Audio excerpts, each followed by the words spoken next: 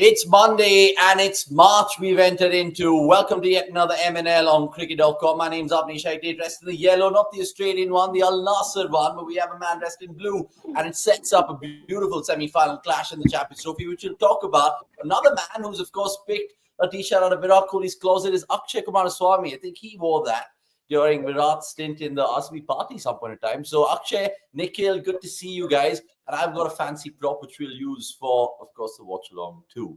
So look, we've got some surprises up our sleeves. Jokes apart, Akshay, I'll start with you. How are you and where are you? Fantastic. I'm in Mumbai. It was my friend's wedding. It was literally friends apostrophe, not friend apostrophe. Yes, it's my first wedding where I'm from both the bride and the groom side. Just one of those couples whom जिनको मैं मतलब पहले date के पहले से जानता था, देखा उनको. So it was just surreal and great to meet all our friends. Daru, Khana, just meet up. So it's been fantastic, and Mumbai, as always, has been brilliant. So has been Nikhil Bhai, by the way. Special shout out to Nikhil Bhai and of course Bhabhi. Like, fantastic khana. Got to meet the lovely daughter as well. And oh my word, like I'm still stuffed, absolutely stuffed from the food I've been eating all day long. And yeah, just it's been an absolutely fantastic weekend for me. That's a warm weekend. Nikhil, did you like having Akshay over? Was he not too much of a trouble, I presume? No, I had promised him I'll be a better host than RCB, and I'm sure I was. Nicely done. Nicely done. Very nicely done, I must say. But yeah, speaking of RCB, speaking of IPL and the KKR, well, lots of chat and Nix will be part of it. So quickly like this video. And if you guys are following us across various social media platforms, hop on YouTube and tell everyone how spectacular this podcast actually is. Now, the thumbnail suggests that KKR chat is prominent. The Champions Trophy chat is prominent. We'll reflect on India's good win against New Zealand thanks to Varun, late blooming Chakaravarthy, and lots more into that. So get your comments coming through. Outside Noise saying, hi, boys. Uncle Biswa saying good evening, and Avni supporting Australia. He's trying to reverse jinx it. I had the Aussie kit, but then it just used it for poacher and everything like that, so I couldn't wear it after a point of time. So ultimately, let's get the show cracking, guys. And I know all you KKR fans will have to just wait a little bit in terms of our analysis of their new captain. We'll have to start with international cricket. And let's start last night, Akshay, in the aftermath of India-New Zealand, and how Rohit Sharma has been phenomenal as an ODI captain. I think the only L he's got is in the Ahmedabad game, which we'll, of course, talk about. But he's been doing some sublime things. How do you reflect now that India in the final for the Champions Trophy, which is inevitable? Yeah, I mean, it was always a given, right? Like, we've been speaking about how India must feel disappointed if they don't even make the finals, let alone the semi-finals. So it was always sort of a given कि, you know, itna acha team and the players have really, like, we know about this 11, about the squad and how they have been peaking at the right time. Like you mentioned, unfortunately, the only loss they've had was November 19th. But all in all, on cards, the way they've performed, almost everyone's contributed, barring, say, a couple of players. So that is keeping them in good stead. Again, it's looking really similar to how their campaign was in the World Cup, except this is just a couple of games that they've played so far, three to be precise. But all in all, I'm very excited for tomorrow's game. Finally, an ODI I can watch, aaram se achhe se. So I'm excited for that because it's been a while since I could say that. So yeah, fingers crossed we'll get a proper humdinger of a game tomorrow. Now, on tomorrow's game, and Nikhil already kind of alluded to it in that Hindi preview with Gurkirat and Vikas, go check that out. And he said these exact words that if India lose, dare I say, then they should be really disappointed because this is not the Australian side that we are. Nick's obviously going to stick to those thoughts. And how do you kind of look up to that semi-final in 24 hours time from now? I think it's very rare for me to anyway support yellow with this UP actually. So that's the only thing with the franchise cricket in Chennai and UP. But going towards Australia, I think you look at the recent times India have had in this format, they've had a very good run consistently since a while, since in the ICC tournament. So it wouldn't be bad to say that they have been one of the best teams. So if you are playing at your best, you are one of the best teams. The chink in the armor in the 2020 World Cup was not having Akshar, not having Hardik Pandya. You have these two guys. Your team is only stronger now. Yes, there is an opening where you could say, oh, maybe the pace department, you are not having Bumrah. And 100%, that is a massive hole and you can't fill it. So all you can do is try and replace him with a potential wicket taker. We discussed how and well Varun could come in, and maybe Varun is the option that they could use. And we discussed this. You could use him as a Bumrah for the back end. And that's what happened against New Zealand. So that has happened. So I think out of the two teams, if it lose this one, they should be far more disappointed as compared to Australia, who will feel they have nothing to lose because they are missing their regular opener. They don't have their preferred pace attack, which has always had India in trouble on the big days. You look at the Chennai game; they had India's top order on the mat. Even in the final, they got early wickets. So I think if you don't have that bowling order troubling you, and if you still do not get through the line, then you will feel, Chennai, this is an opportunity missed. It doesn't take this for granted. It just tells you where India and Australia are placed, and for the right reasons, they go ahead as favorites. Just one thing to add on that, like situations like these really annoy me, especially when I was like a proper hardcore Team India fan, because once again, this is a lose-lose situation for Team India. Tum jeeto, so people will be like, "Arey, this is a very depleted Australian side. Like, of course, you had to defeat them. You lose to them, and you'll be like, of course, yeah. I mean, how can this Indian side defeat Australians? They're not even playing the frontline paces, and yet India managed to lose. So it is one of those slippery slopes where you're not coming out of it unscathed. So it is crucial for India ki jo bhi ho, just make sure you go through to the finals and bury the ghost of the World Cup probably. Yeah, the last time India and Australia took on each other in an ICC event, we of course saw what Rohit Sharma did in St. Lucia, the T20 format, and we knocked the Aussies out there. Hopefully we can do the same this time around. And it just begs the question, guys, any changes for y'all? Because I would obviously stick with Varun Chakaravarthy. I don't know what the chat thinks. There are guys who are saying, like Vasant Narayan, I personally think Harshit for Kuldeep is a good option. Harshit can bowl it back a length ahead and get him out. So where do you guys stand in changes for the semi-final one, India-Australia? Next, I'll start with you. Yeah, we try to make sense of what could potentially happen in the Hindi life, but I will not be surprised if they do anything. But my gut says they might go on and play the same 11 because see what you saw with Varun against that lower order of New Zealand. That is what I expect Varun to try and create against Inglis, Maxwell, Carey. They are that engine room which propels a power score to an above par one. So that's where I feel Varun will be very, very handy. Whether you could have played Arshdeep or Shami, it's a lost cause now because it's done. I think that was the time to play Arshdeep. So Arshdeep is not in the question.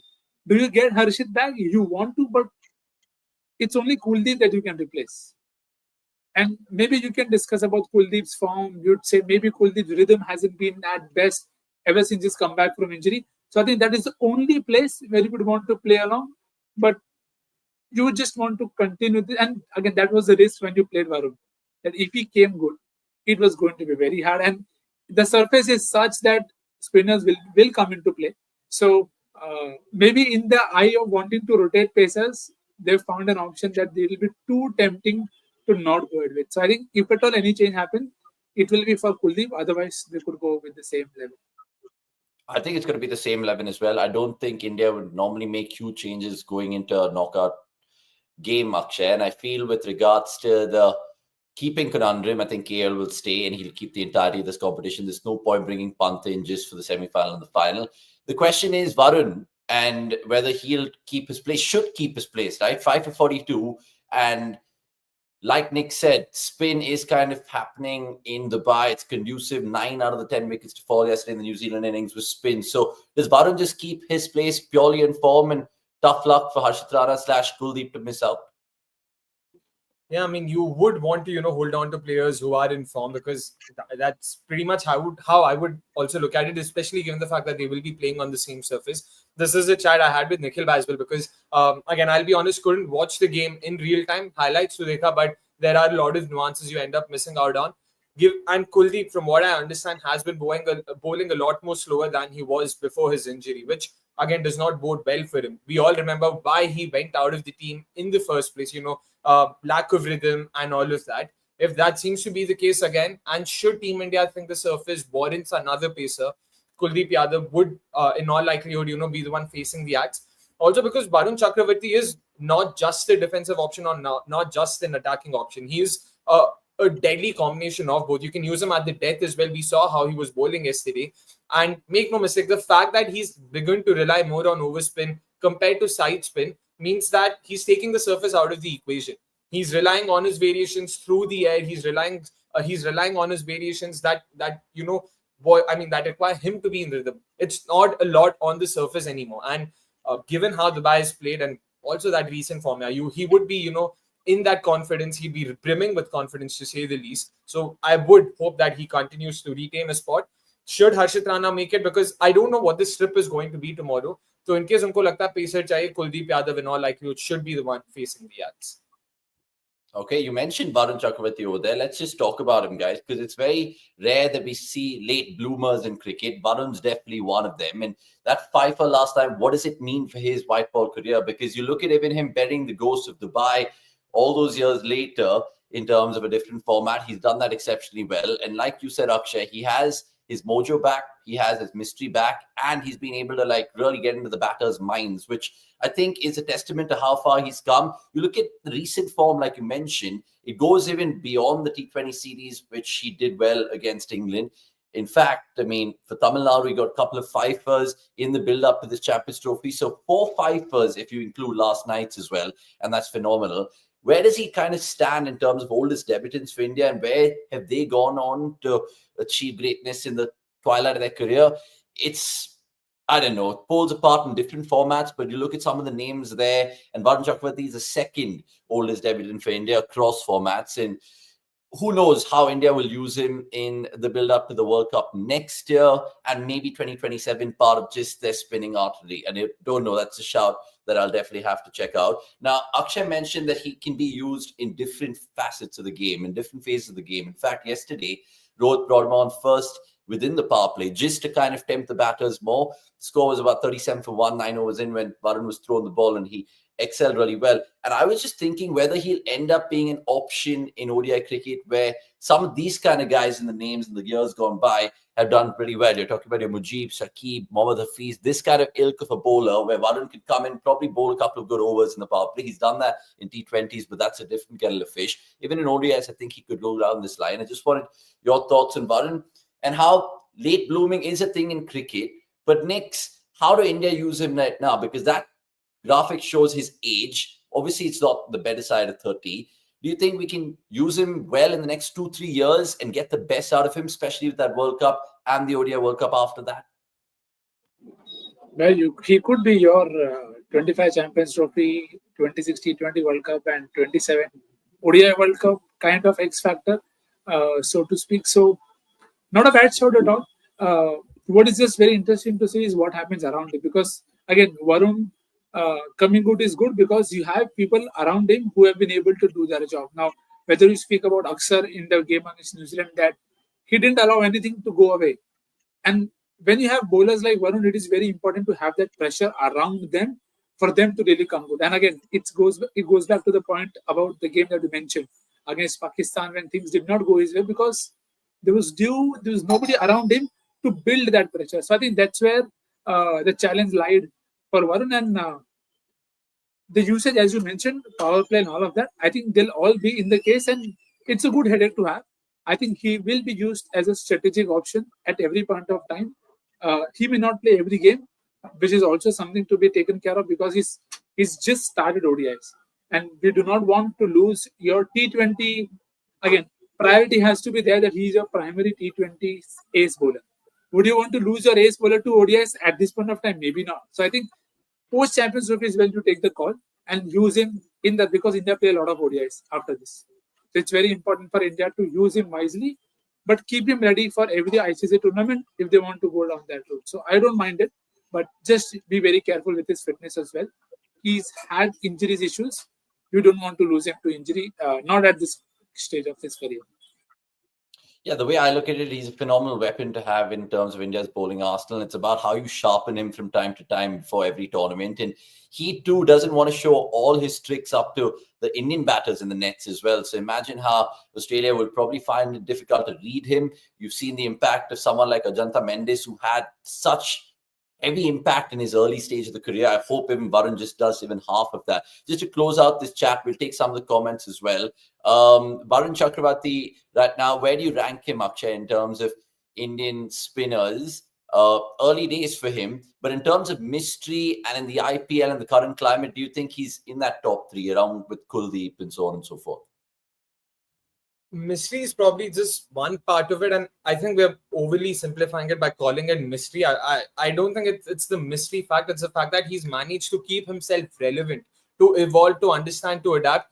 We all know about him and how he sort of changed his bowling style pretty much a couple of years ago, understanding the demands of modern day T20 cricket. Again, like I mentioned earlier, the switch from relying on side spin with his googlies, with his carom balls, with his off spinners, to moving to off overspin, just trying to uh, deceive batters through flight, through getting some extra bounce, to also slipping in a flipper and all of that.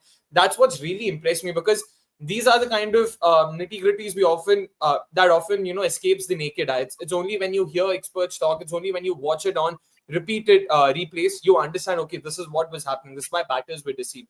And that's why I've been very, very, very impressed with him. And I've been raving about him for the better part of the last couple of years, and genuinely happy to see him come good for Team India as well, because we all remember how he was sort of made the scapegoat of that 2021 T20 World Cup debacle, and that was unfortunate to watch. So good to see him, be able to come back and do well, not just do well, but do well at the very same venue where he was sort of written off. And another thing to add about his bowling is this is something I read online. Unfortunately, again, I don't remember who exactly tweeted about this. If you guys, anyone, if you are able to credit the right person, that'd be great. But they spoke about how it's not that Varun Chakaravarthy is getting his wickets differently from other spinners. It's just the control percentage. Batters have had a significantly lower control percentage against Varun Chakaravarthy compared to any other spinner, not just in this Champions Trophy, but also in the last 12 months or so. That just goes on to show why batters have been struggling. And we always know a general rule of thumb with batters is you deploy the sweep when you don't know which way the ball is going to turn. And he's gotten most of his wickets on the slog sweep, on the sweep, which is very typical of a spinner. It's just that control percentage on sweeps, on cuts, on most shots has been much lower versus Varun Chakaravarthy compared to any other spinner. So again, most matrices, he's doing really well. He looks in great rhythm. So fingers crossed, this is, like Avnish mentioned, a second coming for him, and he ends up blooming from here.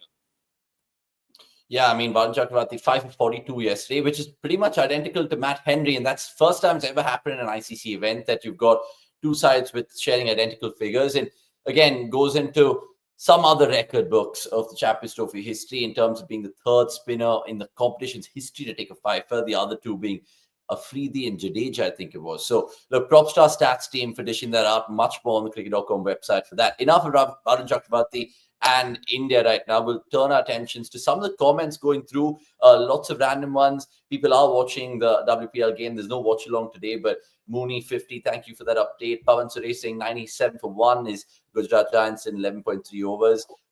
Thank you for all the little updates. And Good to Great saying, my point is that for any channel to grow their live feed, viewer participation is key. Now, this man was voicing his discontent earlier in the chat, saying, not only with this channel, I always remain an honest contestant with most channels I'm being part of. And he says, I say this with a gutted feeling that I stopped watching the watch-alongs just because of Akshay. Now, he goes on to say, I mean, Akshay put my comments in the back burner and watch along, so I never wanted to be a mutant participant where viewers are not valued. Now, what is this I'm hearing, Akshay? I mean, let's get a wicket first by. Yeah, I'll be the first one to say that I'm disappointed to see these comments, but apologies for that if you felt that way. Make no mistake, do join us this Friday, and we'll make sure each of your comments are taken. By no means was it our intention or my intention to skip your comments. Yeah, you're as much our cherished viewer as anyone else, and we really take your comments. And apologies once again. Do join us, and we're more than happy to take your comments. And it is not Good to Great. It is Arun who's the real face behind Good to Great. So Arun, apologies, but please like this particular video. Want to just take a couple of comments with regarding to that India-Australia chat. What a fresh pitch. A knockout match shouldn't be all in such dull surfaces, with the winning score being 250. Aseem Hunt saying, given the importance of keeping wickets in hand at the start of our innings, what do you think? The pinch hitting slog approach from Rohit Sharma, is he scared to build because he just can't defend? I just think it's a different approach that he adopts compared to the other batters. It's intent driven. We've been seeing that for the longest time, it seems. So I don't think he should change anything. Sports fans saying Australia openers head in JFM will try to target our pacers in the first 10 overs, and hence Varun could be an option like Nix was suggesting. Good to Great going on to say Australia is always strategically strong compared to the rest of the world, so they will come up with a lot of plans for Iyer and Varun. And Ankar Bishwas saying, with so much focus ahead, I think Smith will be the real danger. He's coming off some awesome form against Sri Lanka on those spinning tracks. Nikhil Baiju, meanwhile, saying Harshit is unfit for Shami and Arshdeep in for Kuldeep, according to him. And another one came our way from Introspect, saying Varun gets a lot of drift on his googlies. He's worked really hard in the last couple of years. Absolutely. And I agree with all of you all over there. Cooper Connolly, any chance? No chance. Australia are going to throw him in. I know they've named him as Matt Short's replacement, but I think, who do you think that will be given to, Nix? I mean, Short now out. Do you think it'll be JFM itself, right? And JFM is a gamble worth it, right? I mean, if JFM, India's new ball bowling hasn't been at its best, if JFM comes off, see, we know the Dubai surface, the past scores have been around 250, 260. If JFM takes off, he has a good 45 of 25.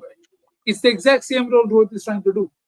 If he comes off against an Indian attack that's if it's not at its best in the new ball wicket, first channels, if it's set, it'll allow everybody following him, Smith, Marnus, English, to bat at a rate that they want to, and it will put a lot of pressure on India's bowling to then continuously take wickets. So I think it's a gamble worth it.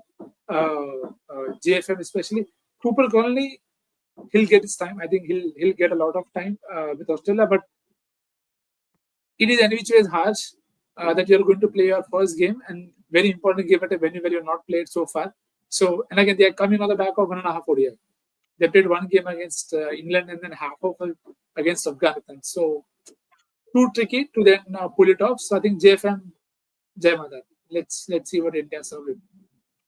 Okay, fine. Before we move on to all the IPL and best of the rest chat, let's of course little bit preview the South Africa New Zealand semi-final as well. It's funny how these four teams have seen each other in semi-finals before. In terms of the 2015 one comes to mind, 2023 comes to mind as well. So first and foremost, I don't know if producer Shaunak has put those predictions we want to revisit before we preview the South Africa New Zealand semi-final, because I know I made a couple of wrong calls.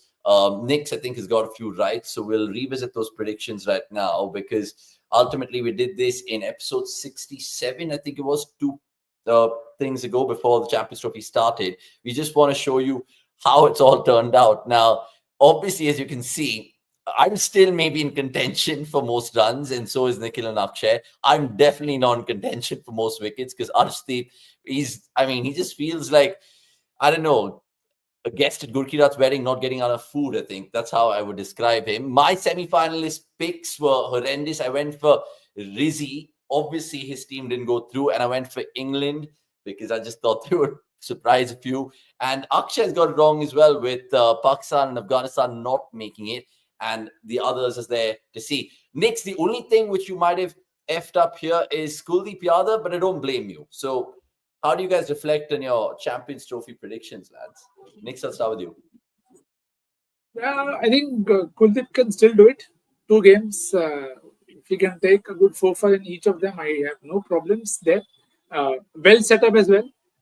I think it could be a very interesting move to see how India use Kuldeep also, because if you have Varun and Kuldeep playing together, I think it can happen how it happens with Afghanistan with Rashid and Noor together, where one benefits from the other, creating pressure. If Varun is not attacked, maybe they'll go after Kuldeep, and that could result in a 2-4 for Kuldeep. So if it all happens, we know when to play. 24 minutes, that is. But apart from that, I think everything else was, see, sometimes, which is why I say, you can be labeled safe, but at times being the best thing about not taking a risk is also a risk. So thank you for picking England and Afghanistan in their prediction, because it makes me look better. But Akshay, speaking of Pakistan, why did we both go for them? I mean, they were pretty woeful, to be fair. What made us go for them? They were, but I mean, home side, and in all fairness, I just want to believe. Again, at this point in time, I'll also have to once again repeat myself from that episode. This was the top 4 I was hoping to see. This wasn't what I thought would happen. It was more coming from a place of hope. And with Pakistan, Fakhar Zaman going out just meant that the one dasher they had up top was gone.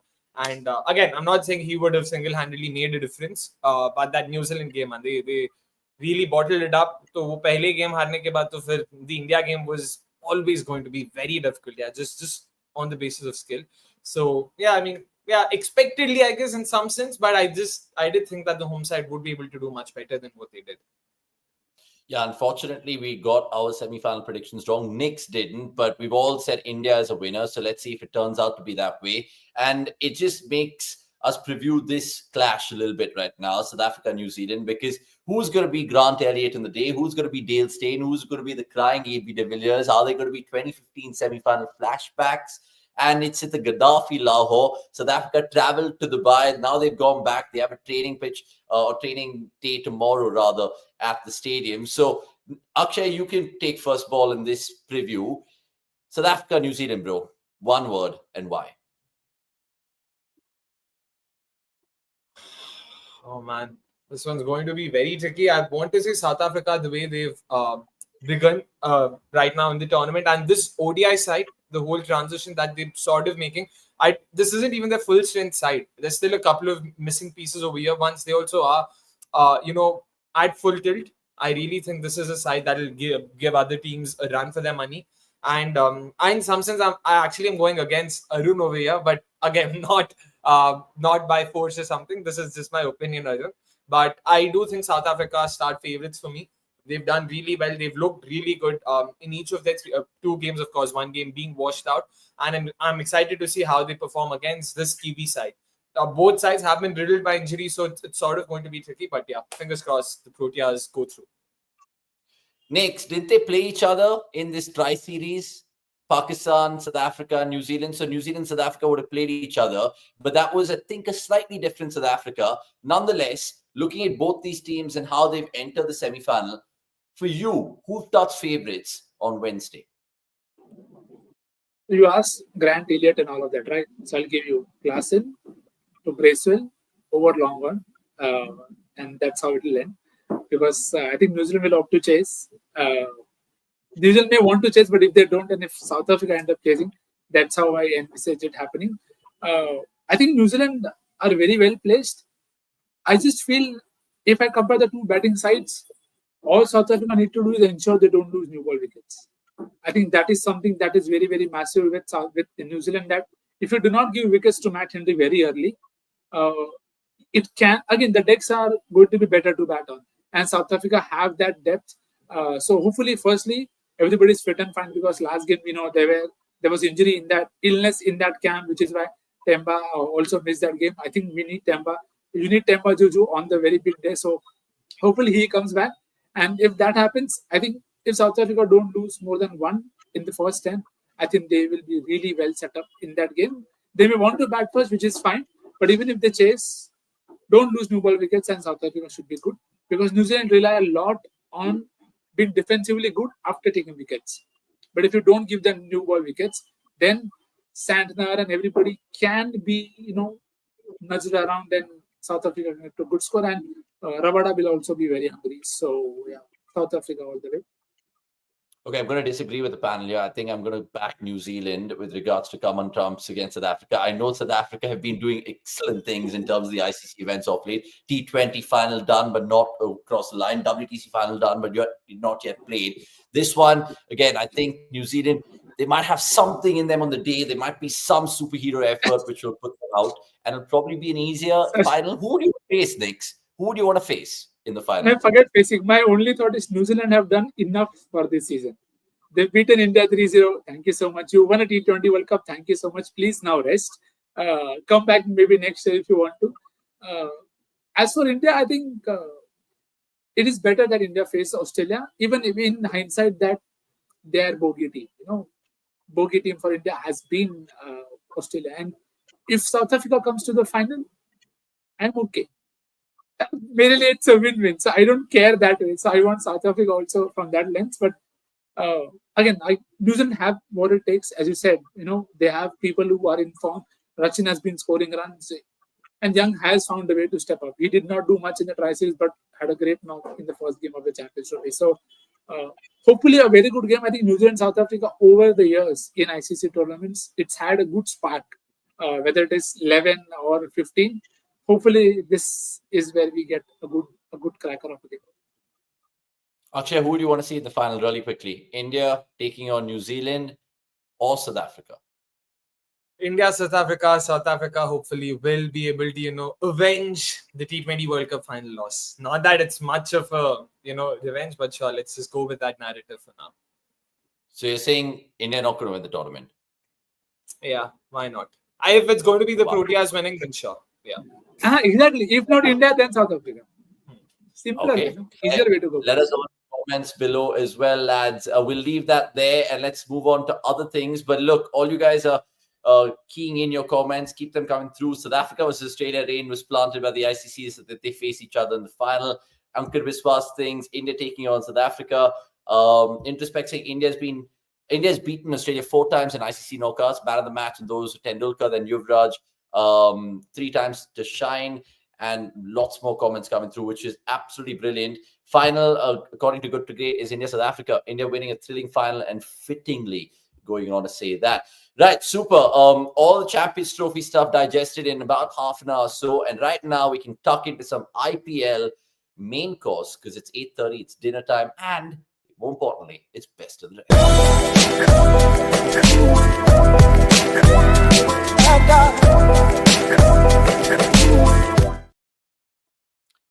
Right, what have you done, KKR? You've given us 2 solid things to react about tonight. One is your jersey, which has 3 stars and the new gold emblem, and it says Korbol Orbo Jeetpo. SRK's put it on his Insta.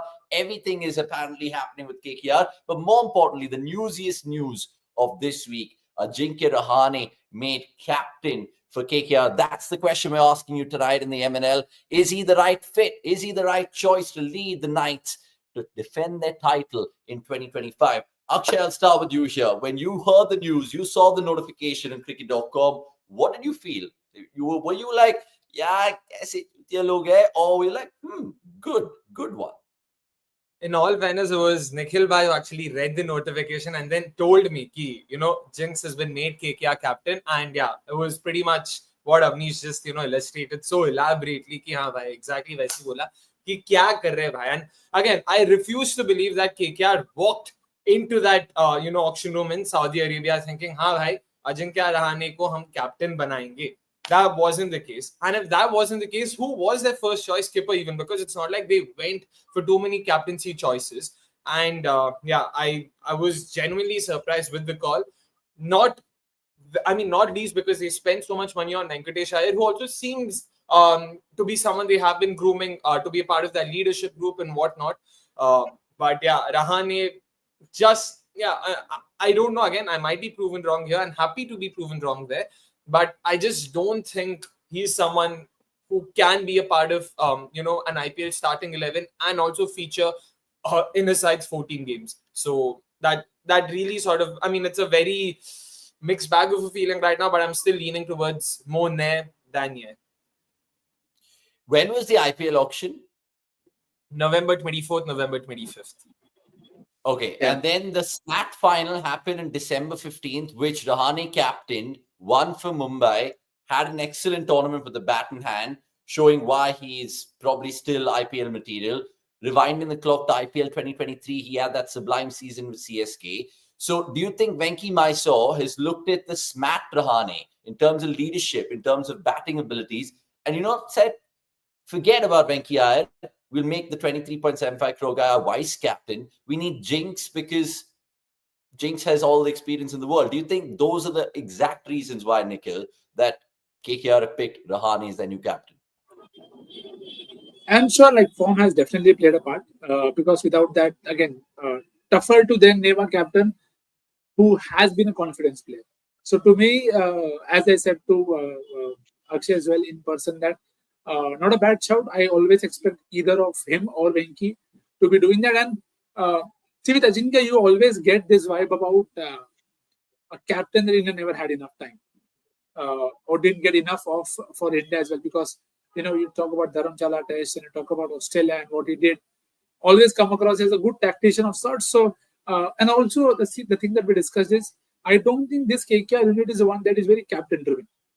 So they just want somebody who's very hands-on and somebody who's very accepting of the feedback. And then they're like, okay, let's execute this. And if there is something happening, we trust you to take the right call. So in that regard, from what you heard from Venki and Chandu Pandit, at times as it felt like the message was being given to Venki to try this and try that. But again, different state, can't be comparing apple to oranges there. But so maybe all of that has played a part. And Rahane, with the form that Rahane was in this match, I think it's a fair call.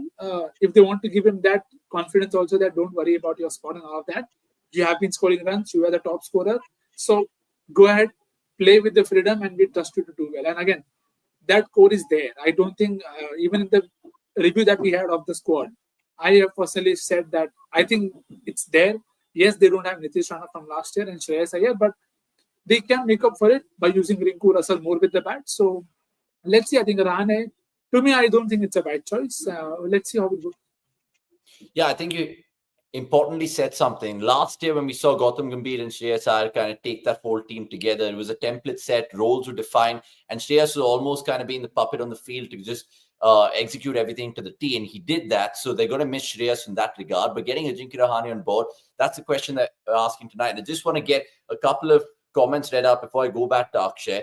Greg K, good always see you, Gregors. You going to say it today. Rahane was always going to be captain, lads. Without captaincy, Rahane does not add much value just as a batter. Introspect saying KKR released a GOT-like promo for captain announcement. That was pretty funny. Ankit Biswas saying Rahane was picked in the last of his accelerating rounds, not even in the thought process. His domestic performance as a captain in SMAT has come handy here. Absolutely. Tajinder asking us, who do you guys think was KKR's first choice captain at the auction, which they missed because Rahane wasn't picked in the final round? I'll give that to Akshay, Tajinder.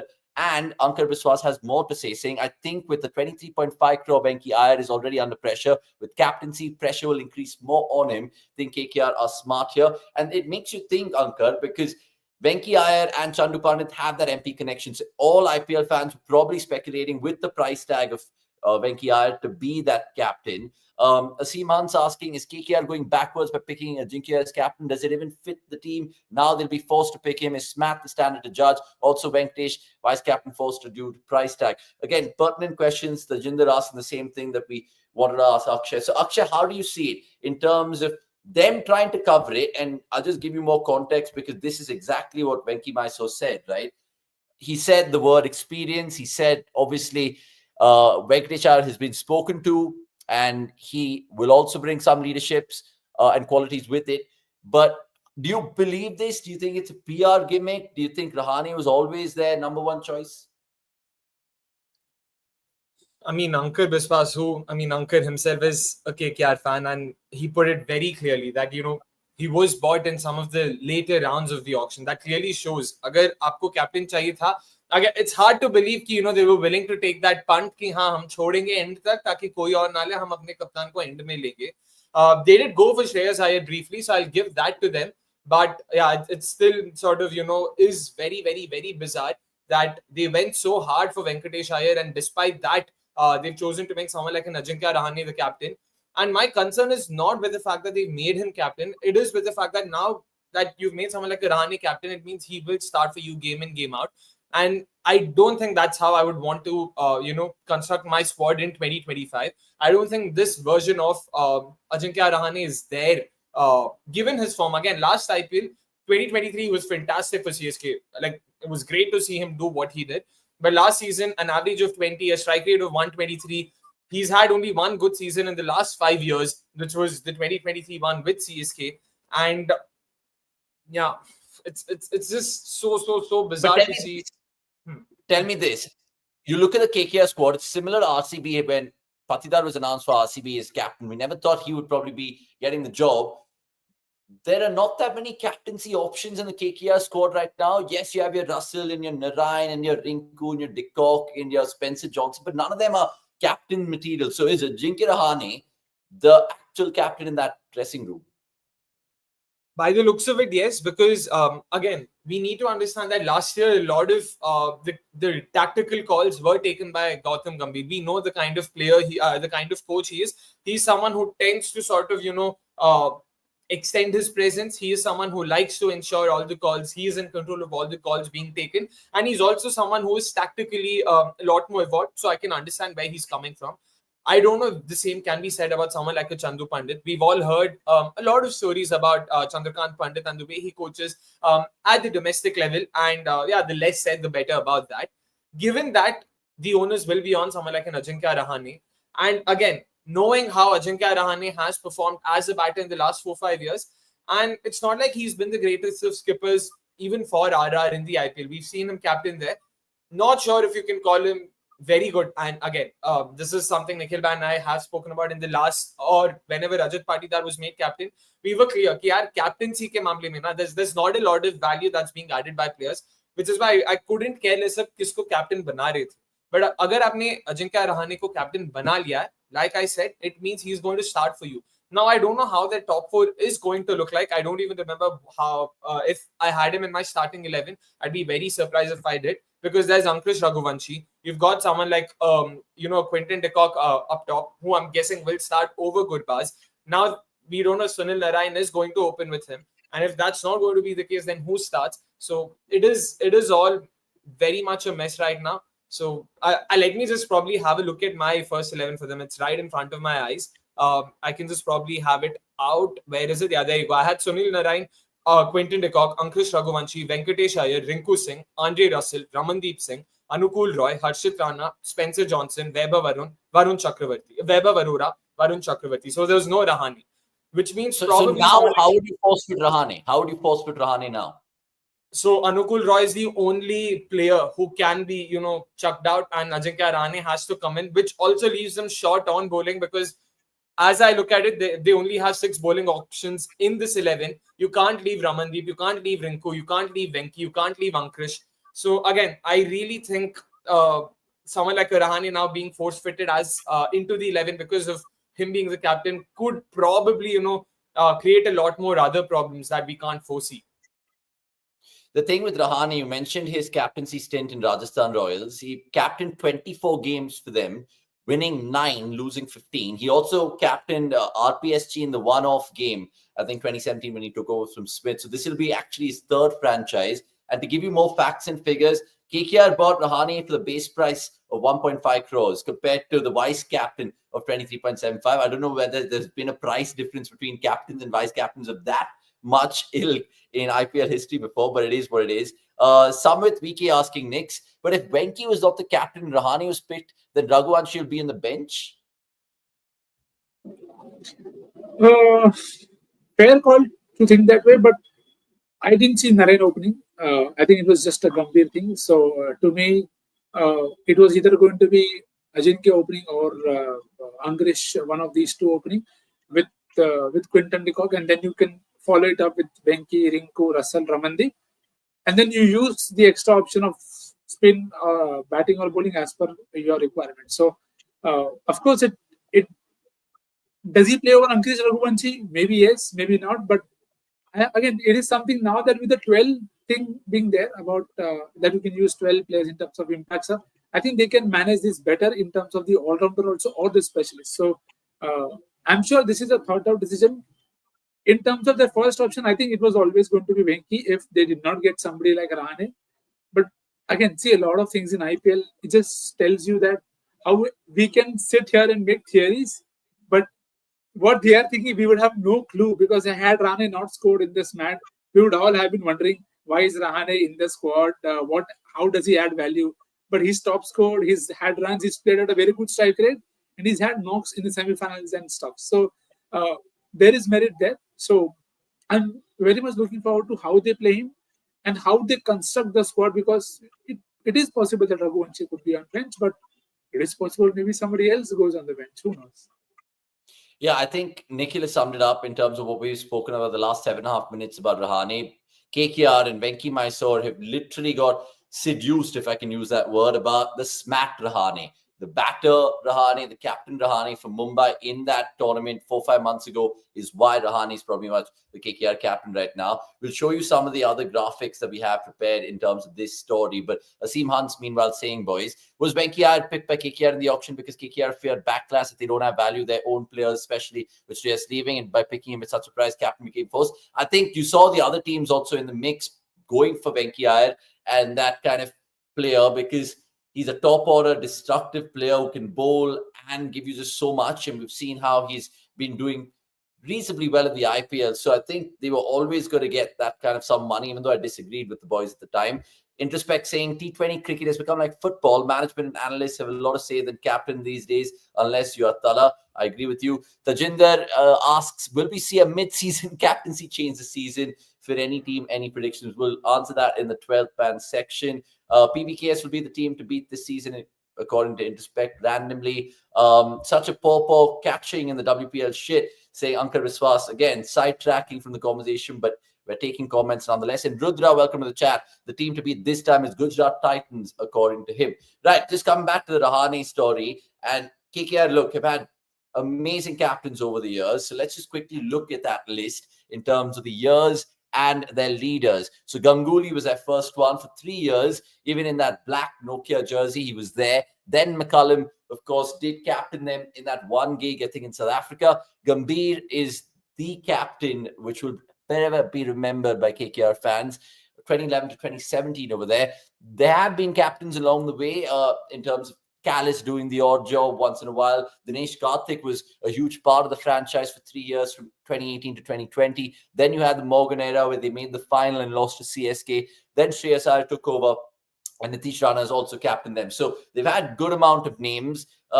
Is GG the standout for you boys in this graphic? Akshay? Sorry, I lost you. And then what was the question? Apologies. Is Gambhir your standout captain of KKR, or do you still have Morgan, Iyer, or Dinesh Karthik? No. Gambhir has to be. In fact, like, again, just going back to what I've constantly spoken about when it comes to captaincy, I'll have to include Gambhir. It is my own fault. When I say Dhoni and Morgan arguably are the only ones I've seen, to add value as captains, Gambhir is also another one. I've genuinely been impressed with, be it his selection calls or his on-field tactics, because a lot of these plans are usually done at the back end.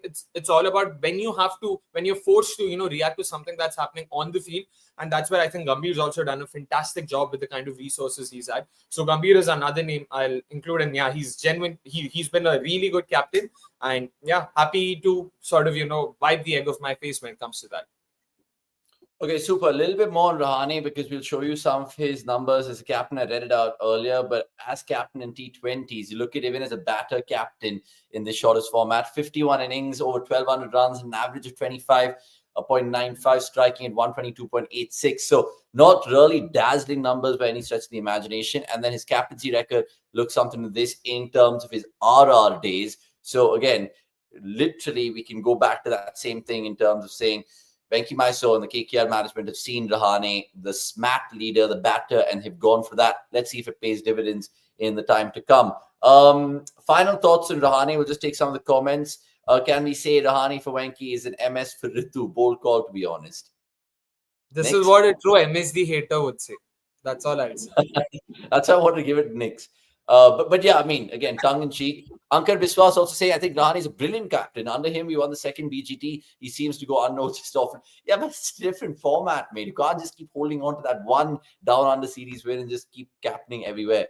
Rahane is a good captain, batter, no doubt. Picking a backup captain does not look good for both Rahane and Venki. And now we also know Nick. Sorry. I wanted to say what Ankar said. It's similar to saying Dhoni is a fantastic test captain. He's won 5 IPL trophies. I mean, you can't go like that, right? Like, Ankar, again, as a KKR fan, I know he would want to just, hold on to some hope and believe that Rahane would be that knight in shining armor for them. So fingers crossed, Ankar. Fingers crossed he'll do well for you guys. Fair. Sarvanan saying, why didn't they go for KL in the auction? I don't think they wanted someone of his profile because they'd already had keepers. They'd gone for De Kock, and I'm not sure if the management was communicated over there. Good to great. Meanwhile, saying Avnish thought of appreciating a quiz task with respect to Champions Trophy participating country reps a few weeks back. Thank you for that. More quizzes and fun games on cricket.com short sections. We have some stunning games which we've discovered for the IPL. So hopefully you guys will like that. And Akshay and Nix, this is honestly something I want to allude to. 9 captains, not bad. Can't still match the legacy of our love it PBKS, 16 captains, but also 9 captains so far at IPL right now, and 1 remains, DC. So KL will probably get the nod there. Do you think it'll be Faf du Plessis as DC? Bapu, Akshar Patel. Oh, yeah, KL. I think Akshar deserves it. Has been part of the franchise far more. So, yeah. Akshar or KL for you, Akshay? Man, it's a hard one. I'm trying to be as practical as possible because there are these brand integrations that they need to do, and KL is more of the kind of personality they'd want to be a part of all of this. And I'm not even kidding, bro. All of these, Not sure yeah, where he went with that, but No, man. And even in that KL yeah, the doesn't new give you some hairstyle, and crazy picture. Bapu is also someone Avnish can get behind. No. Jadeja still wins for me. Secondly, KL, as much as I love him, and I think he could kill three birds with one stone in terms of keeping, opening, and captaining. Only time will tell if that's true for Delhi. But look, this is the whole Rahane chat that we wanted to have. By the way, random people saying hi in the chat. Tanbir, everything's good, buddy. I know Bangladesh didn't make the Champions Trophy semi-finals, so sympathies with you across the border. He's saying, been a long time since I ended up here. Good to be back. It's always good to have you back, buddy. And please like this video for all you lovers of cricket content. Every week we're here and we also react to the watch along, sometimes in mute, as you guys can see. Right.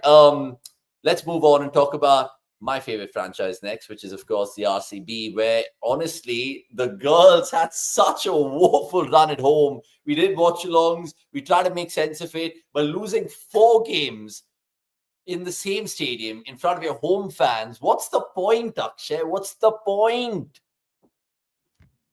Kya bole abhi bhai? But I do want to cut them some slack, not least because of the injury woes that they've had before the season began. Even after that, the way they started their campaign, it seemed like Chinnaswamy, they might probably enjoy a bit of that home advantage and all of it. But as the dust settles, and now that the WPL bandwagon has moved to Lucknow, we have to sort of try and understand a few things. One, it has been extremely toss dependent, especially the last 3 games that happened before this: the RCB GG fixture, the MIDC encounter, and also the one that happened day before between RCB and Delhi. First innings, especially the first 6 overs, the new ball, you just cannot bat. Power play scores of 26, 27, 31, just clearly showing that you cannot bat, you cannot score runs at all. And even after that, batters have really struggled. Someone like Elise Perry, someone like even for Mumbai, see Nat Silverbrand, see Harmanpreet Kaur, they very much struggled. So I'm not going to simply pin it on the surface and say that's the only reason why they lost. But we've also got to understand, both as fans and also, the organizers of the tournament, you cannot have a tournament where 13 of the 14 games is being won by the team batting second or won by the team winning the toss.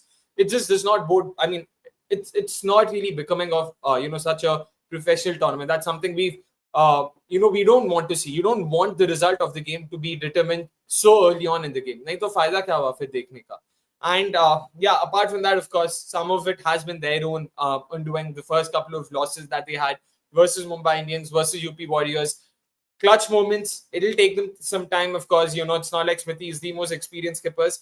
The UP Warriors one is definitely something that stings really hard. I mean, 18 to win of the last over, 1 wicket to take, and Renuka Singh Thakur, who's had a fairly decent tournament, who's had a fairly decent outing in that very game, somehow managed to lose it from there. So that was a tad bit unfortunate, but all in all, I would still say that I'm not just as disappointed as I was, say, in the first season when they weren't doing well, because we have really, had the rub of the green go against us. We lost the toss in each of the 4 games, and it isn't too hard to believe that had they won the toss, they could have potentially even won the game in at least one of those 4 games, if not. So yeah, theek hai. Yeah, look, whether it's toss agnostic or not, this WPL season 3, it just still begs the question whether RCB and its stadium, the Chinnaswamy, is cursed. Because I generally feel I've gone there so many times to watch a game for India and we get the job done. But for RCB, I don't know. The men's team and the women's team, and I pulled out some stats. Thank you, Anirudh Suresh, for the auxiliary statsman duty today. RCB in IPL matches that they've played at home, they've won 44 out of 91, which is a win percentage of 48.35%. I'll show it to you in terms of the grander scheme of things, how they stand compared to all the other T20 teams in the world. Then you look at the women's, and even though it's a handful of games, they've lost 6 out of their 9. So obviously it is the opposite of a fortress. It's almost like everyone coming in, having fun at your own expense in your own venue. And it just thinks and begs the question if the Chinnaswamy is cursed. Now, worst home teams in T20 franchise history, right? Where do you think RCB stand? Where do you think they stand? They're actually in the top 20, which is shocking, Akshay. So I've done some research again. Now, look at this in terms of worst home teams in T20 leagues. Okay, it is just diabolical. RCB are after playing 100 games, they've lost 46 at home. Their win-loss ratio is 1.065. Obviously, there have been worse teams in T20 history which supersede them. But in terms of the size that we've played and lost so many, it just makes you think whether it's just not happening for RCB at home. And there's so many teams that you can see over there. There's more things to show you in terms of data going ahead. But next, what do you make of this? I mean, we can put it down to the toss. We can put it down to clutch moments not being had. Sophie Eccleston doing Eccleston things that day to push UP through, which is a remarkable win, by the way. But again, do you think the Chinnaswamy is just, I don't know, not a happy hunting ground for RCB? It's always good to blame external factors. Good to get into that habit early into the season. And just one question. Still beat you on the Chinnaswamy, though, just say. I celebrate that one win all your life. I have no problem. And also, can you call a home run when you don't win anything? It's not a run; it's a run out, right? So maybe something for English to give us there. But again, see, at least in the men's IPL, we've discussed this time and time again how it is a tough ground to build your squad around, because it is, it has factors that can go really to extremes, and that's what it's the other extreme that you've seen in the women's IPL, where there is so much movement early on that you are finding it difficult. But I would still not put it down to conditions, because I think eventually teams will have to find a way to adapt. And again, of course, it is easier said than done. That maybe the next season, maybe after that, you'll see that teams will start to have different batting orders, and that is something that I'm really looking forward to. That how do they play out those first 3-4 overs? Because I would not simply say that, oh, RCB lost because batting is difficult. But what has Smriti done while batting first? She averages 18. That's you have to expect more from your skipper in that sense. You have to have more people apart from Ellis Perry and Richa Ghosh to come good for them. Now, you speak about the team at the top. Meg Lanning has had 2-3 score of 40s and plus. Shefali's had a few very good knocks. And if not that, you have Jess Jonathan, who's come into form two knocks at number 3. And she's proved that she has the mettle. And they've not even gone to Marizan Cap as required. Jemima hasn't had, she had 1 knock of 50 in the chase. So you'll have to have more people come to the fore. And that's, I think, not happened with RCB in both men's and women's. That sometimes the team has been too focused in one particular area. I think this is a good addition, this one, the upcoming one, to see if they have the balance, because on paper they look like they have the personnel. Now, there will be questions about Hazelwood and how do you replace that? Will Bhuvi and Yash Dayal be a good? Now, if there is swing, Bhuvi and Yash Dayal are a very good pair to have if that's the case. So I think it's about getting the right people also. So I would not blame the stadium, because I think eventually I can also say the same for Chepauk, because I want it to spin, but it is hardly spinning. Marcus Stoinis has scored a century there, and Fizz could not defend 17 runs in the last over of a Chepauk pitch. Again, I think it is easier to blame the pitch. I would rather blame the players for not getting their game spot on, especially when they know what to expect. Yeah, I mean, I honestly think when you look at it from that CSK perspective as well, it's crazy because CSK have always enjoyed Chepauk's fortress at home, and you can probably name maybe handful of defeats that they've suffered at their home ground. Akshay, forget the whole venue bit, right? Because Nick has said, okay, fine, it's a trend which is happening from the men's to the women's. But now questions need to be answered. Fine, Smriti Mandhana is your title-winning captain, but as a batter, she looks so out of form. What do you put it down to? And you can't keep defending her, bro. You can't keep defending her. But when have I defended her? I want to know all that. the time. The watch-alongs. You have to go harder at your I captain. defended Mandhana. Like I have no clue. I genuinely have no recollection of this. Like okay, irrespective, coming back to, of course, Mandhana's lack of form has definitely not helped. Oversympathetic to Mandhana, I'm guessing, is what he means. Hardly has she stepped up for India in ICC tournaments. They should look at a different side of domestic players. Ekta, Bish, Kanika aren't cut out for this. Why na? Matlab, see, this is what I mean when it comes to knee-jerk reactions. Kanika Ahuja just a couple of weeks ago was the apple of everyone's eye, and a couple of weeks later, it's already down to dogs. we need to understand, first of all, Ekta Vish is 39. He's been a part of Team India for like 15 years. Matlab, bolna aasan hai bhai, Vasant. So we have to step back. But with Mandana, of course, the ICC bit is something I've been the first one to admit. We've spoken about this at our podcast as well. That is true. There's no way around it. That is true. And she has to work on it. She has to get better at it. Or else people will always keep bringing it up, and rightfully so. What even is the point of being, in a team's premier batter if you're not going to come good, at crucial junctures? So I agree with that. Meanwhile, Asim also saying the reality is that RCB is over-dependent on Perry, and none of the others are standing up to be counted. Hence, if they put up average scores up front, can they be expected to defend those totals? Once again, I'm sorry, like losing out on Sophie Molyneux, Asha Shobna, Shreyanka Patil, it's not, the kind of blows teams can come out of very easily, especially after an auction. RCB, I still think, recovered fairly well with some of their replacement signings, but I would still have to say this bowling attack is not the one they constructed at the auction.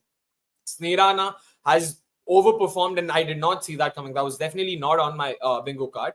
But Smriti Mandhana, of course, batting first, that average of 18, worst amongst batters in the history of WPL, just goes on to show that she's not done enough yet. And that is something they want to see. So, which is why, like, it is almost like they haven't had the uncontrollables go their way, but they've also not controlled the controllables. So it's the perfect storm. We cannot blame on the uncontrollables when the controllables aren't also being taken care of. So that is a valid point. But I would still, sort of not mind putting it up again, saying that the rub of the green hasn't gone their way. Mandana's captaincy is not something I'll question. A lot of people had doubts or questions about why was Renuka Singh Thakur given that final over. We need to understand 18 to defend, last pair at the crease. Elise Perry wasn't fully fit. That was the first game where she bowled. So you need to understand that they were trying to save her. They were trying to ensure that she doesn't have to bowl overs if not needed. And Renuka Singh Thakur had done more than decently well earlier in the very same game. So it was a pretty normal call to make. Again, we all want to sort of, just get out all of that angst. We all were upset. I get that. But you cannot possibly blame the captaincy there. Smriti Mandhana, the batter, surely has flattered to deceive, barring that 81 against, Delhi Capitals in the second game. She's hardly done anything, so she really has to step up for them. Even in the last game, the way she got dismissed, I mean, you expect better from someone like her. Yeah. So fair enough. I mean, that is something that users have to accept. There's no way around it. The last thing I just want to say as an RCB fan, when I look back at the WPL, what really pissed me off is fine, first ever super over in WPL history. Why is Smriti coming on a bat with Richa Ghosh? I mean, it should have honestly been Danny White and Perry to me. Honestly, no brainer. I don't know whether they wanted to have part of the record books. Who else would you get? Okay, man, Richa Ghosh and Perry. Richa Ghosh, Perry, Warren. 3 यही होने थे और कोई नहीं. यही. I would say Danny Danny's White. She's still better than Smriti. Yeah, Smriti should have never been a part of it. I know a lot of people were talking about, positive matchup and she has a good record against Sophie Ecclestone. Now, it's one thing to play Sophie Ecclestone in match time, and it's a completely different thing to expect boundaries from the get-go. Smriti Mandhana has never been that kind of a player. It's not like she has a first-in ball strike rate of over 200. She's not that player. Warren is. Richa Ghosh is. Perry has shown that she can do that. The first 2 balls she faced in that very game was against Sophie Ecclestone, and both went for boundaries. So and again, I'm not going to blame that on Smriti Mandhana. Guys, we need to understand, none of these calls are taken in isolation. It's not like Smriti Mandhana went there, told the dugout कि यार मैं जा रही हूँ. तुम लोग So what? It was RX Murli. Exactly. RX Murli, Malo, Luke Williams. They all would have discussed. They all would have taken the decision together. It's very easy to pin the blame on someone, of course. And I agree with Smriti, the batter, not doing well. And I'll keep saying that. But I think Smriti, the captain, has had to cope a lot more blows than she deserves. But yeah. Oh, nice. So Mandhana is to Akshay what KL is to me. Nice. Interesting. That's a good way to look at it. Look, RCB's woes continue at home, but let's just close out this women's chat in terms of just speculating what could happen in the rest of the league, because the qualification scenarios is such that even if RCB win their remaining 2 games, they might not make the top 3. Now, Mumbai, Delhi have qualified, of course. So, Nix, quickly give me your top 3 and then your inevitable winner of the WPL, please. Yeah, I think DC qualifying is good. I think Mumbai look primed to go through. The rest three, I think it's going to be a proper dogfight. I think today's game is massive. And very interested to see a very good batting surface at Ekana, because if that is the signs to come in the IPL, we do not know. I think Lucknow will play a massive part, because Lucknow has a few games and Mumbai has a few games in terms of venues. So I think it could be a change, and whichever of these three teams, because I think those two are locked. I think DC will go. DC of course go through, but they could eventually just play the final, because they play Gujarat, if I'm not wrong, in their last fixture. So they could just play the final. Vaisa. Mumbai should go through. Whoever after UP or GG wins, because they have an extra game, I think they might go through. It could be anyone. On the third team, I don't think I'm sure of. UP haven't fielded like they want to field, and Gujarat at times are too reliant on two people. Mooney has come good today with a 96. So yeah. RCB, it is good. Sometimes you need to rest. Some you celebrate too much. Rest. The calculators are inevitably out, Akshay. So can you just tell every RCB fan watching this, what do the girls need to do to get over the line? Do we have any scenarios, qualifications? Just RCB have to win the remaining couple of games, of course. That goes without saying. Then they must, of course. I don't think they have to hope for it. RCB is winning the next couple of games thanks to their average net run rate. 2 wins will also boost it a bit more. So I think that alone should be able to help them out with that. But apart from that, of course, it'll be great if UP Warriors lose, 2 out of their remaining 3 games, including tonight's against Gujarat Giants. Yeah, if that doesn't happen, then they must hope for Gujarat Giants to lose at least 2 out of their 3 remaining games, because that would mean the other team, winning. So because they're playing each other tonight, it means at least one of the 2 sides is going to lose. UP Warriors still have a game against RCB and MI. So RCB winning both their remaining games means that UP Warriors will be losing, that game. So the easiest path, to put it very simply, RCB wins both of their remaining games. UP Warriors lose tonight, and they should, make their way through to the semis. Knockouts. Okay, let's see if it's as straightforward. Either one of our teams will go through. RCB, supported by Akshay and me, or Knicks' UP Warriors. But look, UP Warriors is my team to, of course, see in the final. I don't think I'll see them and RCB, because that was my final prediction. But look, let's see who wins it. Arnav in the chat saying MIDC GG according to him. And I think Samit VK and I think Asimans, they all have some great questions, which I'm going to save for in the 12th man segment in just 10-15 minutes time from now. So hold on to that. Cricket Info meanwhile saying, looking at how Gujarat Giants is playing today, I think they'll be the third team. Thank you for that particular chat too. Right, we just want to wrap up as the rest, but just talking about the Ranji Trophy final. Vidarbha doing great things, winning that third Ranji Trophy final, just on a slender lead. And Karan Nair had a phenomenal season, scored another 100 in the final. Your reflections on that guy? I mean, I know literally I was back in Kerala, me being the South Indian boy and all of that, but Vidarbha, fair play to them, Knicks. I mean, brownie points to them. Well, especially after a tough last season loss, the captain spoke in depth about how, and everybody in that video that BCCI released, it showed how much it meant to them that they, right from the start, they were of the very opinion that, we need to do everything right so that we get this championship. And you can see everybody has done well. You had first season Malevar coming on and scoring crucial runs, crucial times.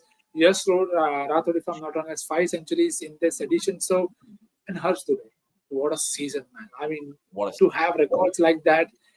Again, a good unit continuously doing well is very good for the domestic circuit as well, because you want more and more teams to consistently being doing well and then winning trophies. So, very, very happy for Vidarbha and that entire bunch. Hopefully, we'll see some of them in the test setup. Maybe home, maybe away, who knows. But Harsh Dubey is someone that I'm really looking forward to, because we've spoken a lot about who after Jadeja. Harsh is showing that, okay, yes, there is Manav Sudha, there is Saurav Kumar and others, but I'm here, I have so many wickets, try me. So I think it will be very interesting times. And because this is the next step that I want to see. We've spoken, everybody in the Indian cricket circuit has spoken a lot about play domestic cricket. Now you have a Ranji Trophy winner, you have Vidarbha. Show the world what you do with these winners. Who is getting chance? Who are your backup options from these set of players? Are there any? So that is something that I'm looking forward to. Yeah, Harsh Dubey is definitely a name that we should remember. 22 years of age and slow left-arm orthodox, like Nick said. 69 wickets, which is a truckload for any Ranji season. In fact, this is the record in terms of all the Ranjis gone by. He has the most for anyone out there. Any thoughts on the Ranji final, Akshay? Because I know that's not your cup of tea. You don't watch any long-format cricket. In fact, you don't watch any India cricket. In fact, you don't watch any cricket which is not regarding RCB. So, any thoughts on the Ranji final? एक होता है भाई, एक होता है बस के नीचे डालना, दूसरा होता है बस के नीचे डाल के फिर ड्राइवर सीट पे बैठ के और कुचल देना. तो आई डोंट नो और व्हाट टू तीसरा होता है, सॉरी तीसरा होता है अवनीश जो चलाने के बाद रिवर्स लेके वापस आता है, रुक तुम आना, मैं वापस आता हूं. Yeah, this is precisely that. And sorry, before we go further, we just see a couple of comments from Arun and earlier someone else. Guys, just please confirm everyone in the chat. I'm hoping that the live feed is fine because we can see and hear each other clearly. So I hope that is the case with all of you folks. I know Vasant did mention that it is fine for him. I'm hoping that it's fine for all of you guys. Apologies for that, Arun, because from our end, everything seems to be working just fine. I don't know what to make of this, but of course, coming to this, I didn't catch the final. I mean, much of it happened during the wedding and all of that. And in general, this has been a season I haven't been able to catch a lot of. बीच में इतने सारे दूसरे tournaments, दूसरे games चल रहे थे, but happy to see Kerala win, man. I mean, that was again, Vidarbha win, man. Like it's been good to see them do well. Also, Karun Nair, the way he's been scoring runs, we've all been talking about how he could potentially be someone that Team India could look at for a comeback, and the India-England tour that's going to happen next. I don't think it'll be the worst of options to have Karun Nair at least as part of the squad. I'm not saying he should be a part of the first 11, but agar tumhe khilana hi hai, maybe someone like a Sarfraz or instead of him, maybe Karun Nair can be a much better option.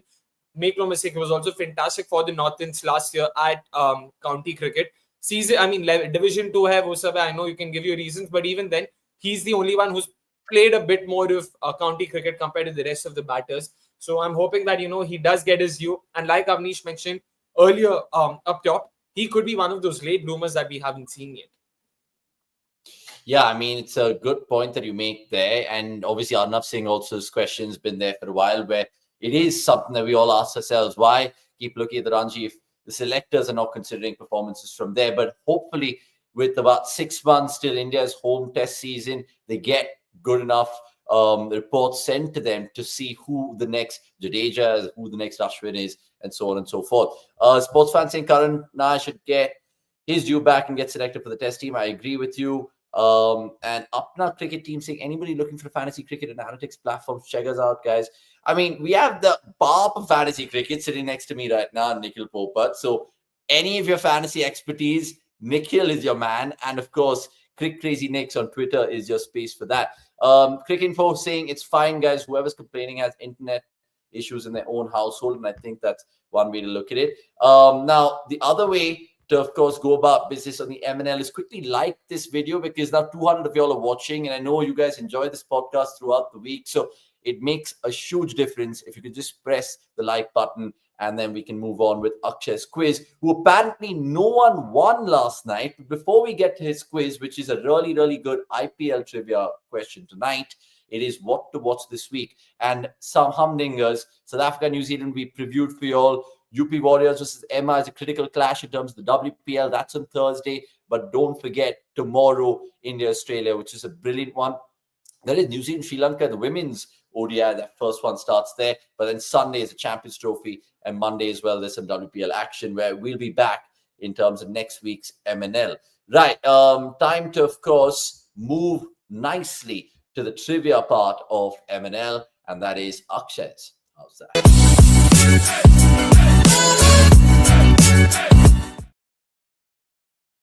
What do you have for us, Akshay, this time around? And why wasn't there a winner last time? How hard was last week? I mean, at least at the face of it, I thought it is something that could be deducible. Apologies for that. I think it is more of a mistake from my end. Agar kisi ko answer nahi mil raha, it shouldn't be that hard. So apologies. Hopefully this time around you will get it. But just finishing up on last week's Howzzaat, it was an exhaustive list of 5 players. You guys had to guess what this list was all about and who is number 1 on this list. Number 1 is none other than RCB and Team India spearhead. It's Renuka Singh Thakur. And this is the list of bowlers who've conceded the most extras in the history of WPL. So Renuka Singh Thakur, Arundhati Reddy, Nat Silverbrand, Shabnam Ismail, Sophie Devine. One of your guests, Amanjot Kaur, that was an interesting shout. Did want to know what was the reason you went for her and why did you go for it, because there was no funda given. But yeah, that was that from last week's Howzzaat. This time around, though, it's a lot more text heavy. I'm hoping you guys get it. Ajinkya Rahane became the second Indian to captain 3 franchises when he was announced as KKR skipper earlier today. Who's the only other Indian to have been the skipper of 3 or more different franchises? Very simple. Let's see who gets it right. Once again, Ajinkya Rahane became the second Indian to captain 3 franchises when he was announced as KKR skipper. Who's the only other Indian to have been the skipper of 3 or more different franchises? Of course, like always, please wait for the live stream to end. Do not key in your answers in the live chat. Wait for the live stream to end and enter your answers in the main comment section in order to remain eligible for a 500 rupee Amazon voucher from us. So Arnav Singh, if you think it's Saurav Ganguly, you've got to wait and please enter it in the main comment section and you can potentially win a voucher if that's right. So yeah, let's see who gets it around this time. Super. Let us know in the comments after the show is done, and then we can, of course, give you a 500 buck coupon if you guys get it right. Like this video, just 27 likes before we, of course, make way, and we will answer your 12th man queries right now. So let's move nicely there for the last 10-15 minutes to take all of the nice ones coming our way throughout the evening. 12th man segment.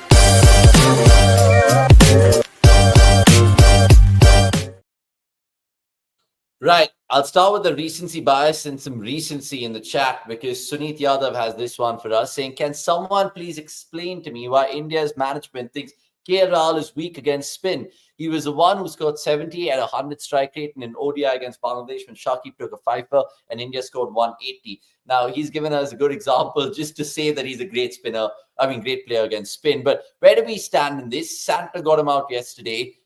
People have been throwing daggers at KL all the time because he's just the spare wheel of Team India.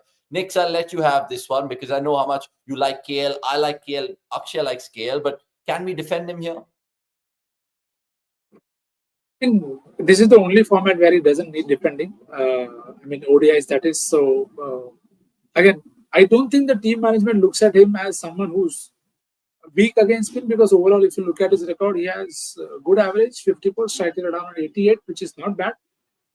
The catch is the World Cup final has burnt hands. So they have now decided that, which is something that even not that they accepted, but Rohit said as much that we had informed Aksa that he would be our guy at 5, and which is why he's been batting at that role. They clearly want a left-hander, right-hander combination, especially to take care of spin if it's bowled at them. It allows them to deepen their lineup, gives Hardik and Jadeja at 7 and 8, which is a very good lineup to have with KL at 6. So I don't think they think he's weak.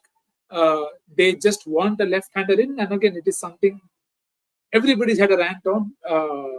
For and against, from Som, Gurkidat, me, you, Akshay, everybody's had a rant on this, that why at times it is important, but why at times it's also important to look at it from the right lens. So even in the Hindi live after the game, I said, in that game against New Zealand, it was a good time to send KL at 5 because you only had Shreyas at the other end. Shreyas at the other end meant he could take care of spin, and KL only, any which ways is a good player. So your better batter gets to spend time. But maybe now that they've decided that they want to push Akshar at 5, it is good. But I just feel in all of this, it makes KL dispensable. I'm not suggesting that they will drop him, but I think any which ways I feel KL is always under the microscope. Anything that he does right or wrong is hyped and in extremes only. So I think that is something I don't know how they look at it. As long as the communication between them is clear, I don't think I have a problem.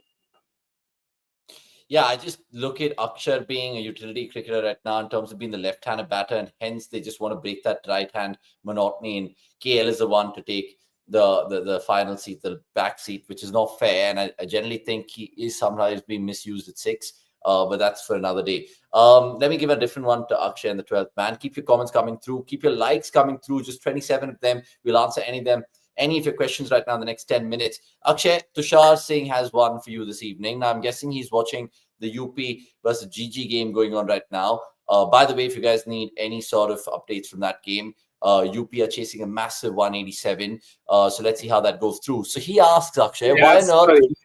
in the first over. Apologies. And they're 2 down. They're 2 down already. Yeah, Kevin They're trying to chase is the best way to put it. Trying to They're trying chase. to chase. So he has one match-related one. Why on earth is the UP Warriors, Gaurav Sultana bowled a single over and Grace Harris bowled 4? I have no clue कौन सा over Gaur ने डाला. She bowled 0 overs, Tushar. And why on earth did she not bowl? I'm sorry. Like Deepti Sharma's captaincy in the last episode of our podcast, we've spoken about how we still want to give her some more time. But today she's really been extremely out of sorts. Some of the choices have been very bizarre and extremely underwhelming. Even today, Gaur Sultana, the only logic I can add to it is the fact कि बेथमुनी इतना अच्छा खेल रही थी, 20 over पूरा खेल गई, लेफ्ट हैंडर को उनको स्लो लेफ्ट आर्मर नहीं देना था, which is just bizarre, man. Like, why on earth are you hell bent on forcing matchups? You can't be so matchup specific. Like, if that's how you're going to play 20 overs of the game, then it's going to be very tricky. And so what was the whole process behind Gaur Sultana? So they were just going to wait for Betsmoni to get out, उसके बाद ही गौर को ball देना था. तो फिर अगर यही करना तो खिलाओ मत ना यार, फायदा क्या हुआ? So I agree with you, Tushar. It was just bizarre, and Deepti Sharma, the batter, now will really have to, more than make up for Deepti Sharma, the skipper, because Georgia Wall, Kiran Avgire, both have been dismissed for a duck in the very first over. Yeah, it's going to be really steep from here for the UP Warriors. Okay. There was one question earlier, which was asked by Asim Hans, or was it someone else? Basically about Dubai being the home venue for India. Where do you guys stand in that? Akshay, you said it earlier. It's a lose-lose going into the semi-final with regards to Australia being a weakened team, and if India lose, they'll always have those kind of excuses out. Nix, where do you stand in the whole Dubai being India's home this Champions Trophy? Because Rohit Sharma in his press conference just said Dubai is not our home. These are not our conditions. It's just because it's our base here. We're familiar with these conditions in the last 3 games, but by no stretch is it our home. So you agree with him, right?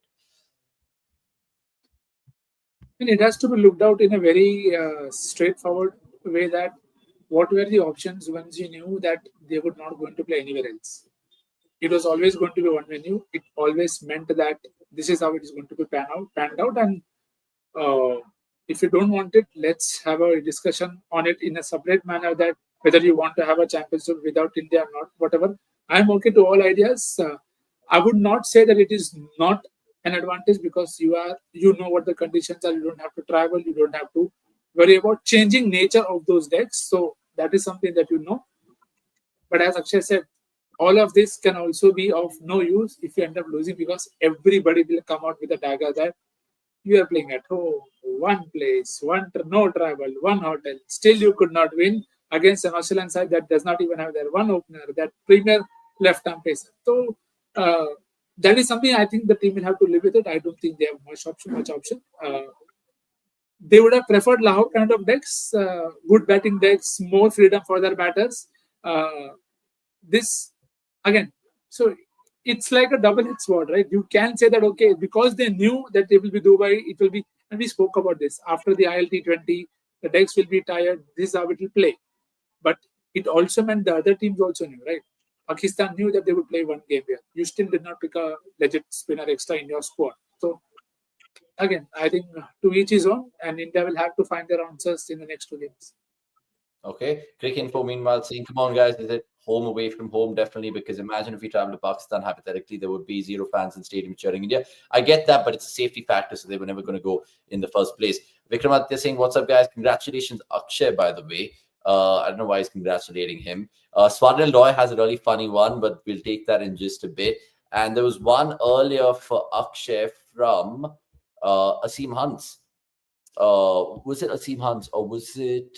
Yeah, it was Asim Hans. This question, Akshay, where do you draw the line between the decision-making accountability between the captain and the coaches? I think this is when you were talking about how it is not just down to Smriti in terms of making super over decisions or any other decisions. It's the whole management, including Luke Williams, RX Murli, and so on and so forth. So who is accountable, the captain or the coach? How do you kind of draw the line there? It's a group at the end of the day, Asim. Like, you cannot say this person is more accountable and this person is less. It is a group. They took the decision as a collective, so it's the group that is accountable. You cannot simply pick out one member of the group and say it's that respective member. Like, Smriti, Luke, Malo, Arix. If these four members were a part of that group that decided that Smriti should take strike in the Super Over against Sophie Eccleston, it's that group's responsibility. It's the group that needs to be accountable. You cannot. There's no line to be drawn here. There's no one person involved. Again, cricket is not an individual based game, so you can never, like, barring like some egregiously bad calls, you can never ever say that this one person was responsible. That can never be the case. So that's why there's no line to be drawn. It's in my head, it's fairly clear. It is the group, and if anything, I would say it's probably the group. I mean, the coaching staff or the backroom staff that would be a tad bit more responsible, because they are the ones who've had the time to think about this. They are off the field. Smriti is on the field. She's had to think about the last over. There's too many things going on in her head. It's the backroom staff that would be a lot more calmer. That would be a lot more composed. So it is their responsibility to understand and make sure that the right decision is taken. So yeah, I don't think you can hold on to the captain once again there. Okay, Darshan Senthil, you have a beautiful one as well, which you asked us in the comments, which I take. Sorry, I would just one request. I just want you to keep this recorded, because I think we'll need this in the upcoming IPL, because we need to learn from Akshay in terms of how to be very good at defense. Shaunak, please take it in terms of time codes. Swarnil Roy saying, any comment on Congress fat shaming Rohit Sharma? Now, look, this, we can laugh it off, but Akshay, if you literally type Rohit Sharma right now in Google, you know what comes up in terms of news? You, of course, see Harbhajan Singh slamming this woman, Shama Mohammad, for fat shaming Rohit Sharma, saying she has zero knowledge of the game. There's another Trinamool MP who echoes Shama Mohammad's thoughts, saying that Rohit shouldn't be on the team. Then Sunil Gavaskar, Sani G, basically saying if you want slim guys in your team, pick models, and so on and so forth. So again, where do you guys stand on fit cricketers, fat cricketers? If they're fit enough, they're fat enough, they're old enough, they're good enough? Akshay, I'll start with you here. See, I understand that, you know, that alone should not be the criteria for players. So that is a valid enough point. But as the captain of a sport in a country that is supposed to be the best, the strongest, playing nation and all of it, you would expect better in terms of fitness from the said player. So that's there. But what do I make of the comment? Yeah, it is a comment. हटाओ आगे बढ़ो यार, किसी ने कुछ बोल दिया, क्या फर्क पड़ता है यार? हजारों लोग हजारों चीजें बोलते. We cannot possibly think of everyone who's saying everything. And if you are telling me that you've never ever fat shamed Rohit Sharma in your room or something, then you're lying. I know this is a public platform, so they probably exercise. I have not. Oh my word, Avnish. See, the thing is, to quote Joey Tribbiani from Friends, you're so far beyond the line of lying that the line is just a dot to you. Yeah. So please, Avnish, let's not go. No, don't say I haven't. I've always said that he's well fed. I've always said that he goes to the gym. He does Superman. Healthy, yeah, he's healthy. Sure. Yeah, let's go with that, Avnish. Let's go. Let's take your words at face value. But point being, I'm not going to justify that MP's statement. वो अरे फर्क नहीं पड़ता यार. वो क्या बोले, किसको क्या फर्क पड़ता है? She's nowhere related or concerned to anything that Rohit Sharma is going to do or say. But I think this is some type of negative PR, should not be given much attention. Unnecessary hype is something useless. Exactly. That's why. Completely agree with you, Samit. There's no point of discussing this. We just have to move on. Yeah, like everyone, if we start, taking offense to every hot take that we see online, list बहुत लंबी है, बहुत ज़्यादा लंबी है. So there's no point. But one thing, Avnish, let's take that Darshan comment as well before we forget. Yes, that is a very valid question. Yeah. So Darshan had one about the PSL, which is, of course, starting on the 11th of April. And that'll be just good to see as well in terms of the Pakistan T20 League. I know you guys already IPL, how do you say that? IPL,